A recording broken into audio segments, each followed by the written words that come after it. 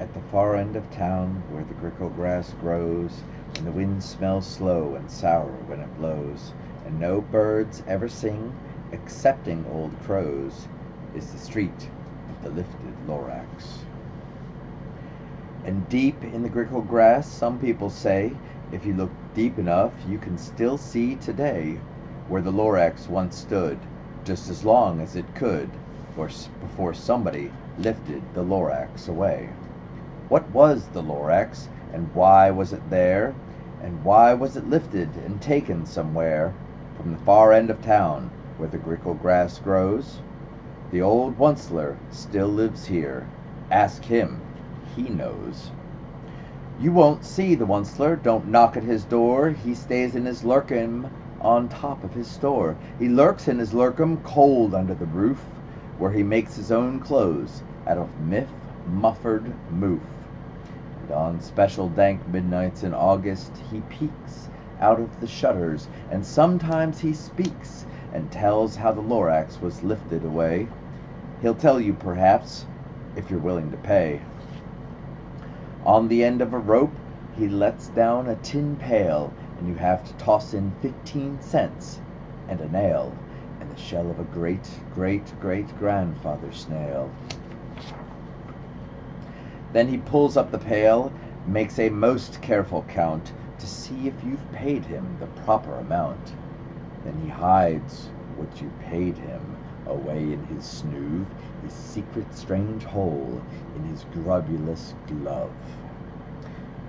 Then he grunts, I will call you by whispermaphone, for the secrets I tell you are for your ears alone. Swoop! Down slips the whispermaphone to your ear, and the old Onceler's whispers are not very clear, since they have to come down through a snurgly hose, and he smells as if he had smallish bees up his nose. Now I'll tell you, he says, with his teeth sounding gray, how the Lorax got lifted and taken away. It all started way back, such a long, long time back.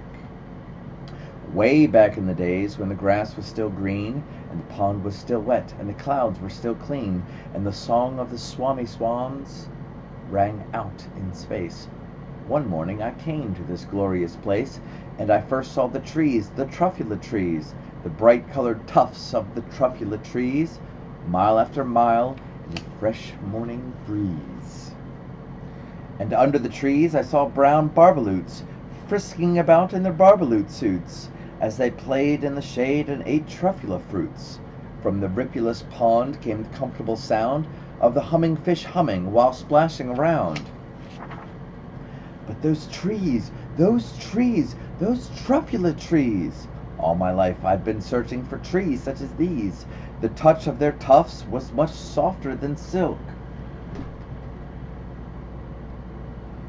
They had the sweet smell of fresh butterfly milk. I felt a great leaping of joy in my heart. I knew just what I'd do. I unloaded my cart. In no time at all, I had built a small shop. Then I chopped down a truffula tree with one chop, and with great skillful skill, and with great speedy speed, I took the soft tuft, and I knitted a thneed. The instant I'd finished, I heard a gazump. I saw something pop out of the stump of the tree I'd chopped down. It was sort of a man. Describe him? That's hard. I don't know if I can. He was shortish, and oldish, and brownish, and mossy, and he spoke with a voice that was sharpish and bossy. Mister, he said with a sawdusty sneeze, I am the Lorax. I speak for the trees. I speak for the trees have no tongues. And I'm asking you, sir, at the top of my lungs. He was very upset as he shouted and puffed.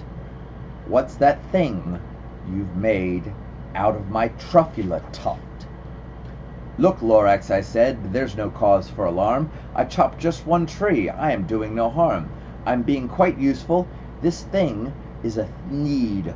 A thneed's a fine something that all people need. It's a shirt, it's a sock, it's a glove, it's a hat, but it has other uses. Yes, far beyond that.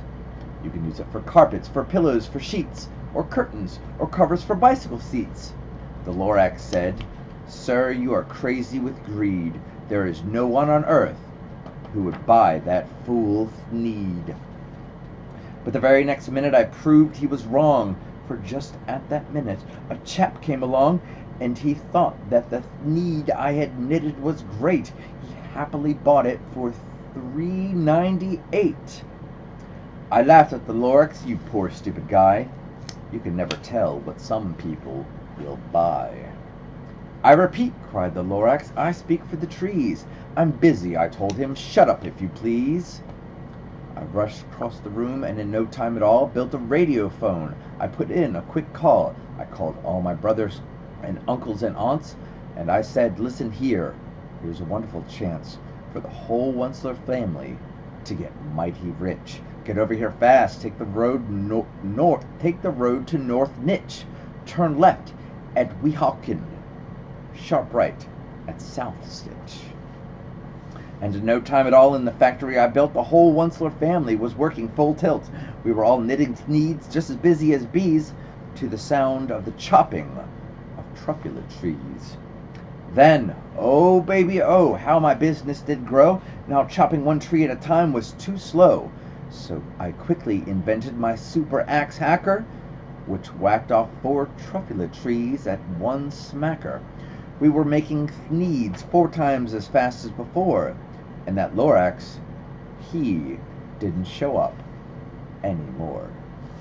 But the next week he knocked on my new office door. He snapped, "I'm the Lorax who speaks for the trees, which you seem to be chopping as fast as you please. But I'm also in charge of the brown barbaloots, who played in the shade in their barbaloot suits, and happily lived eating truffula fruits. Now, thanks to your hacking my trees to the ground, there's not enough truffula fruit to go round, and my poor barbaloots are all getting the crummies because they have gas and no food in their tummies. They loved living here, but I can't let them stay. They'll have to find food, and I hope that they may. Good luck, boys," he cried, and he sent them away. I, the Onceler, felt sad as I watched them all go, but business is business, and business must grow, regardless of crummies in tummies, you know. I meant no harm, I most truly did not, but I had to grow bigger, so bigger I got. I biggered my factory, I biggered my roads, I biggered my wagons, I biggered the loads. Of the Thneeds I shipped out, I was shipping them forth to the south, to the east, to the west, to the north. I went right on biggering, selling more Thneeds, and I biggered my money, which everyone needs. Then again he came back. I was fixing some pipes, when that old nuisance Lorax came back with more gripes. "I am the Lorax," he coughed and he whiffed. He sneezed and he snuffled, he snargled, he sniffed. "Onceler," he cried with a cruffulous croak. "Onceler, you're making such smogulous smoke. My poor swami swans, why they can't sing a note. No one can sing who has smog in his throat." "And so," said the Lorax, "please pardon my cough, they cannot live here, so I'm sending them off. Where will they go? I don't hopefully know. They may have to fly for a month or a year to escape from the smog you've smogged up around here." "What's more," snapped the Lorax, his dander was up, "let me say a few words about Gluppity-Glup. Your machinery chugs on day and night without stop, making Gluppity-Glup and Sloppity-Slop. And what do you do with this leftover goo? I'll show you, you dirty old Onceler man, you. You're glumping the pond where the humming fish hummed. No more can they hum, for their gills are all gummed. So I'm sending them off. Oh, their future is dreary. They'll walk on their fins and get woefully weary, in search of some water that isn't so smeary." And then I got mad. I got terribly mad. I yelled at the Lorax, "Now listen here, Dad. All you do is yap, yap, and say, bad, bad, bad, bad. Well, I have my rights, sir, and I'm telling you, I intend to go on doing just what I do. And for your information, you Lorax, I'm figuring on biggering and biggering and biggering and biggering. turning more truculent trees into needs, which everyone needs.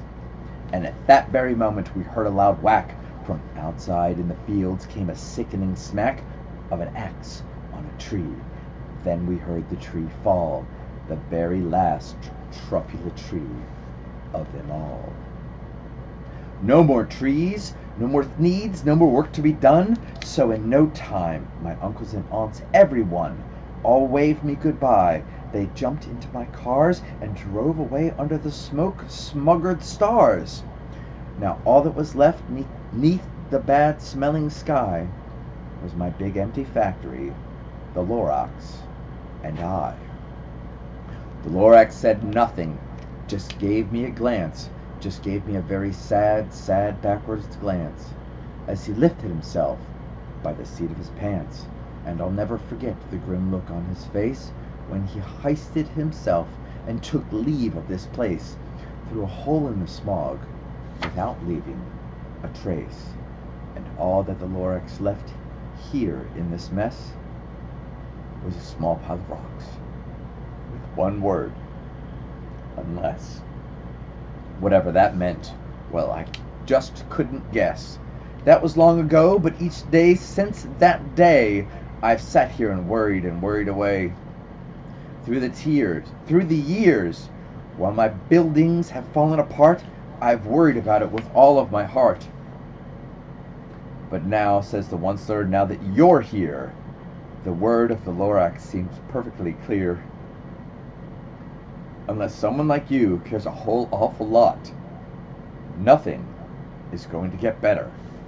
It's not. So catch, calls the Onceler. He lets something fall. It's a truffula seed. It's the last one of all. You're in charge of the last of the truffula seeds, and the truffula trees are what everyone needs. Plant a new truffula, treat it with care, give it clean water, and feed it fresh air. Grow a forest, protect it from axes that hack, and then the Lorax and all of his friends may come back.